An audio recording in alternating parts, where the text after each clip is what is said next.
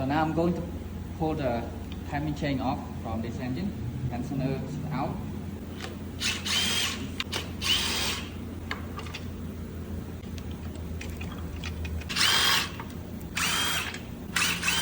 Pull the guy off.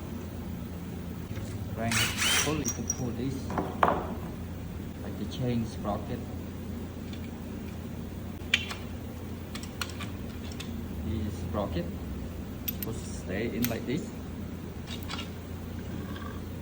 And the chain pull the dipstick out because it go through one of the chain guy in here.